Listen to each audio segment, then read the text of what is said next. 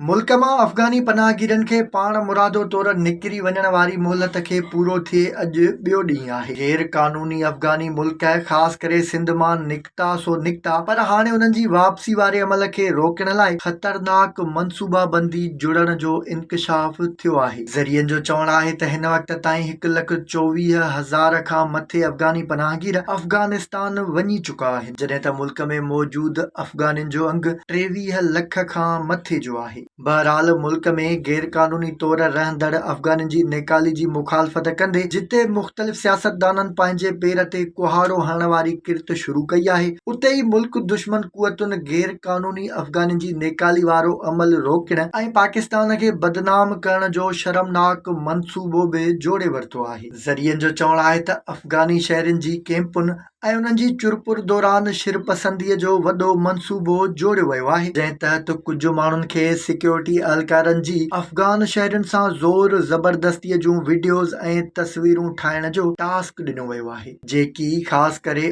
औरतुनि ऐं ॿारनि जूं वीडियोज़ ठाहींदा। अहिड़ियूं वीडियोज़ ऐं तस्वीरूं ठाहिण जो मक़सदु पाकिस्तान ख़िलाफ़ प्रोपेगंडा करे अफ़गान शहरनि जी नेकाली वारे अमल खे रोकण आहे। ज़रियनि जो इहो बि चवणु आहे त चमन ऐं इस्पिन बोल्दिक में पुरतशद्दुद एहतजाजी मुज़ाहिरा करण जा बि मनसूबा कया विया आहिनि, जंहिं तहत पाकिस्तानी साइड ते क्रॉसिंग पॉइंट वटि अफ़गानी पनाहगीरनि ते फायरिंग करे इंतिशार फहिलायो वेंदो। सभिनी मनसूबनि जो मक़सदु सिर्फ़ ऐं सिर्फ़ मुल्क मां अफ़गानी पनाहगीरनि जी नेकाली वारे अमल खे रोकण जी कोशिश करणु आहे। ॿिए पासे ॻाल्हि कजे अफ़गानी पनाहगीरनि जी नेकालीअ जी त उन्हनि खे पाण मुरादो तौरु मुल्क छॾण जी मोहलत गुज़िरे अॼु ॿियो ॾींहुं आहे। ॿियनि जायुनि ते त ठहियो, पर सिंध जे सभ खां वॾी आबादी वारे शहर कराचीअ में ई हिन वक़्त ताईं सिक्योरिटी फोर्सिस जी का ख़ातिर ख़्वाह कार्रवाई नज़र नाहे आई। सदर जितां जी हर नंढी वॾी बाज़ार गैर क़ानूनी रहंदड़ अफ़गानियुनि सां भरी पई आहे, उतां गुज़िरियल ॾींहुं रुॻो 4 अफ़गानी गिरफ़्तार कया विया आहिनि। उन सां गॾु सोराब ॻोठ, क़ैदाबाद, अफ़गान बस्ती समेत कराचीअ जे ॿियनि केतिरनि ई जायुनि ते बि किथे बि के वॾियूं कार्रवायूं थींदे नज़र नाहिन आयूं। सवाल इहो थो पैदा थिए त छा निगरान हुकूमत सिक्योरिटी फोर्सिस ऐं अख़्तियारियूं अफ़गान पनाहगीरनि जी नेकाली वारे अमल खे पाए तकमील ताईं पुॼाए सघंदियूं, या